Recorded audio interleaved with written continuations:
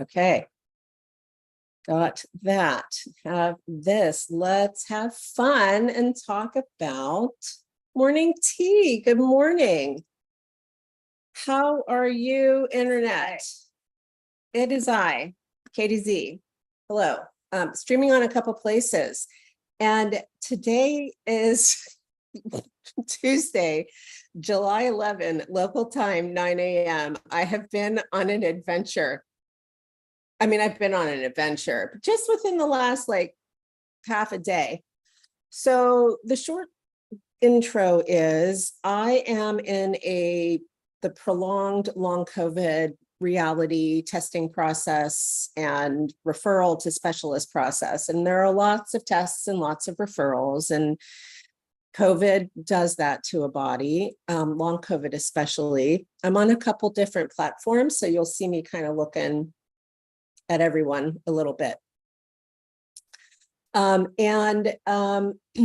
finally got connected to a long COVID clinic here in Pittsburgh at the Falk Clinic at UPMC. I know they're evil. UPMC is evil, but I'm very pleased to be in this research setting. This is good.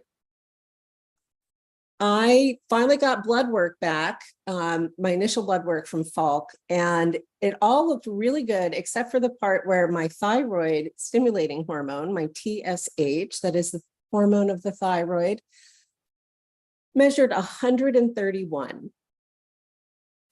It should be like 4. This is absurdly, profoundly, how am I even standing? High hormone levels. So I knew there would be something quick that I would need to do. And so I called my primary and I said, hey, guess what? Look at this. And they said, we won't write you a prescription unless you come see us. And I said, excuse me, this is dangerously high. And they said, well, you did. I was like, okay, fine. So then I just figured I'd wait a week. This clinic calls me back. I have never heard terror. The doctor was genuinely terrified speaking to me. Her voice was wavering. She was shaking. And I was like, whoa. And she was like, this is alarming. And I said, of course it's alarming. And so I said, there's an infusion I can get. You can write me for a really high dose of levo. I had been doing a natural thyroid medication called Armor, which is desiccated pig thyroid because it has this other hormone in it. And anybody who has been on thyroid journeys and is in integrative mindsets, you just gotta we're using it all most of the time. So she said, no, go to the ER. And I said, hey, nice doctor lady, it's 4:30 in the afternoon. Everybody, all the physicians are leaving for the day, and all of the people who have been sucking it up all day are heading to the ER. Do I really need to go? And she was so scared. I said, fine, I'll go to the ER. Then I got nervous. My primary concern with COVID, long COVID specifically, or even another COVID infection, is organ damage and the risk of cancer recurrence. So I have I can't handle the aromatase inhibitors, puts my body in, it's just too painful. And of course, nobody is permitted pain management in this country. I live in the US. So great. So that's where we are. That's fine. And that means gathering things up. I live with living creatures. I got to make sure they're at least fed and watered overnight. My cleaning folks who come because of ADHD, just so you know, you'll be walking into this. Can you take over cat duty? They have keys, blah, blah. So I made it. So when I go to the ER this time, though, see, now I've had the cancer experience. That is such an intense experience to be in treatment for cancer, all of the surgery and the chemo and the radiation. And because of the timing with COVID, I had to do almost all of that by myself. So I got very good at just going into a hospital. And I know that any surprise trip to the hospital is going to be at least 4 hours. I figured it would be a lot longer. I was also nervous that they were going to want to admit me and do all these images and tests, because of course that is what this doctor told me was likely to happen. And I thought it was weird because all of my other blood work, shockingly, truly shockingly, all of my other blood work is fantastic. Vitamin D, fantastic. Lipids, perfect. Magnesium, yes. Folate, iron, like what? So that's fine. So I have, this is an object of personal significance. It is a string of beads that are little skulls. And now I wear it, like if I'm grieving, I'll wear it. I certainly wear it when I'm doing any kind of death process work and facilitation and service for other people. And I took it with me to the hospital. So this was my little, like a luck charm. I get there, it's a small ER. Nobody has a mask on, not one person. And I am immune compromised. This is my concern. I walk into a hospital. Now that nobody's in mitigation measures, I'm risking another COVID infection. And another COVID infection, we do not want this. No. That would be 2 in 1 year after treatment for cancer. Let's not have that happen. And I try to negotiate that. Okay, so I'm there. They are so wonderful. They find an office for me to go. I said, hey man, I'm immune compromised. People don't have masks on. Can I wait out in my car? Can you? And they put me in an office, which was perfect because it also gave me privacy. And I'm autistic. So I was able to protect myself a little bit just from like the sensory stuff. The other thing I did was I went to the friendliest hospital that was part of my cancer treatment. Hi, Dee. How are you today? I went to the friendliest hospital, and it's also a very small hospital. Lots of old people go there, old people and veterans. Yeah, we like that, you know, because these are people who are like seasoned hospital folks too, just as patient populations. And there's a benefit to that, I have discovered. It took hours, of course. During that time, though, so I've always had the somatic work that I do, that I facilitate, that came from China and is almost exclusively shared orally. Most of it hasn't been like written down into books the way a lot of the yoga that we practice today has been. And so I was just doing that and keying into, I'm turning this into like a little something and I'll show you, but I was doing my breath. But check this out. Since cancer, I was introduced to a form of meditation called transcendental meditation. I am ADHD, autistic, chronic pain, STEM. I move all the time. This is the only seated meditation that has ever been accessible to me, ever. Maharishi Mahesh Yogi brought it from India. I'm sure he's a cult leader somewhere down there. I'm sure he misused his power. Many of these guys did once they got to the States, but this form is, oh my goodness.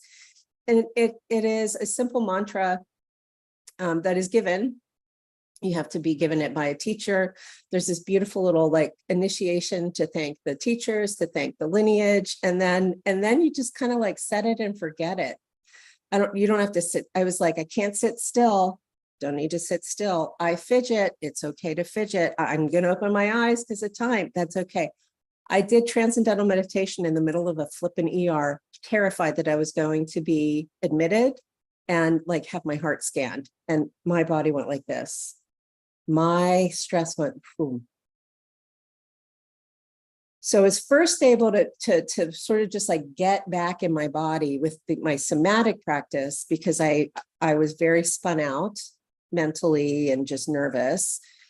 And that's just breathing and smiling and being kind to your literal actual body and organs, which has an added benefit for the trauma people, all the trauma scientists, of, what do they call it? Activating the vagus nerve or toning the vagus nerve. I don't know. And the Taoists just say it just feels good. And it really does. It just sort of, but the mindfulness of it is extremely complex, like insanely complex.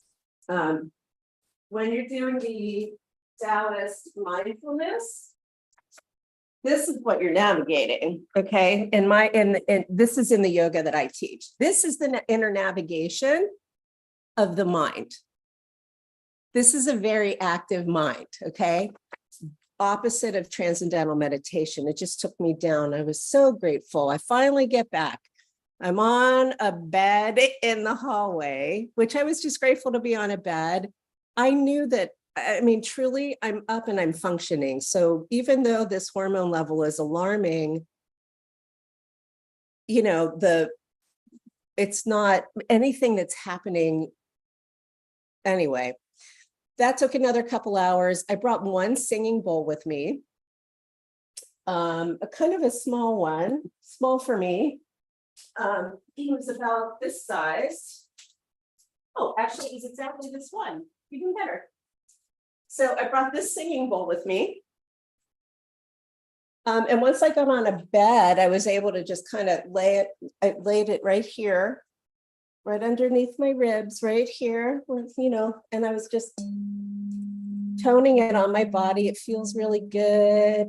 It was almost the same pitch as this obnoxious sound that, and then I was doing this because of all the lights and just like closing my eyes.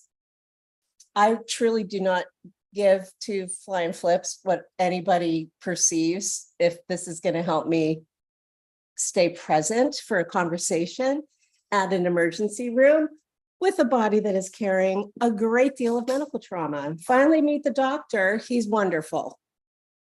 He comes to me, I say, hey man, I'm immune compromised. May I offer you a mask? He says, I will get my own. He, wouldn't you know, has the same high quality N95. He sits down. What's going on? I tell him, I'm like, everything in my blood is perfect. I do not know why I'm here, because my greatest risk being here is another COVID infection. And he said, I could not agree with you more. I said, well, excellent. Does that mean I get to go home? He said, yes. I said, great. So I was advocating for an infusion of a mega dose of levothyroxine. Levothyroxine is if you have thyroid, hypothyroid, low thyroid, they put you on that. Clearly, I need to stop doing this natural. It is prescribed, but obviously it's not working now that I've had COVID. So we just changed the medication. We do not freak out. But we have to have a conversation with the Falk Clinic about this first. The Falk Clinic is the research group that I'm now aligned with to help me determine if and how much damage has been done to my heart and my lungs because of my COVID infection this past January. And also to help me determine if there's any way with any kind of accuracy, I can either predict or plan for the increase in the likelihood of my cancer recurring. So getting my thyroid numbers down benefits my lifespan because it shows that my immune system is working better. But almost all of my white blood cells are elevated, but all of the fancy specific things, almost all of those are completely great. They're just fine. Whatever the specific fills, it ends with fills. So he said no to the infusion. And then they gave me a pill and they sent me home. So what this means now, as I'm in this process, this long COVID testing process, I said it was fine for me to be meeting with a PA because I know the PAs are always checking in with a doctor. Nobody's going to send me to surgery. But this child, and she's young in her career, she was terrified. And I'm concerned that she did not have support near her from a doctor when she had to make the call as to whether or not to send me to the ER, or did the doctor make the call to send me to the ER and then make this child call me in terror? Because this poor, and she's young, I'm calling her a child just because she's a baby doctor, not because she's a child on the earth, but she was just very, very, very nervous. And of course that made me nervous, but mostly that was not, however she was set up in the referral to the ER, clearly was way activating for her. So we'll talk. I've already have an appointment with her today. Thank you. It was already set up. I think also now, hopefully this will give me some ground to be able to negotiate with these people at the Falk Clinic who are doing all this research on long COVID at one of the big research hospitals here in the world, but very much in the US. But the amazing, wonderful thing is I never went into a trauma response. I had a really big stress reaction. I was able to just move through that using my somatics, using the teachings I've received in mindfulness. And also I decided it didn't matter what I looked like. I brought a stuffed animal. She has she's a waist trainer now. This is Dalai Lama. I'm 54 years old. I don't give up. Because you know why? If this is going to help me stay a little bit more relaxed and calm, then that's good. So that's what I'm going to do. I am now, however, in this exciting, complex, unfavorable reality of specialists and time. So it took me, like, I still haven't seen a cardiologist. It will have been almost 3 months. BP cuff trainer. Yeah. Is that what it is? Yeah. Her name is Dalai Lama. But everything now has to go to a specialist. And I don't have a guardian angel, like, chronic illness concierge keeping track of all of this. So when I had cancer, I was able to finally get aligned with a, she was an oncology nurse, and now she provides support to patients. So I'm hoping that there's somebody like that at the Falk Clinic who I can just kind of like be checking in with. This is not a primary care. This is not a primary care thing. First of all, they're a private practice, so everything has to be like double sent. And also, it's not primary care. This is long COVID, organ damage, cancer land. So I really do need to be somehow being guided by a person who understands the complexities of multiple specialties and long-term chronic illness. So TLDR. I believe my somatics work because I did not have a freak out. And then I just slept very well. I think I'm looking pretty good. Of course, I have my first meeting in 40 minutes. So I'm going to go and finish my tea, have a little bit of a snack, and I will see all of you later and soon. First, let's say goodbye to the YouTube.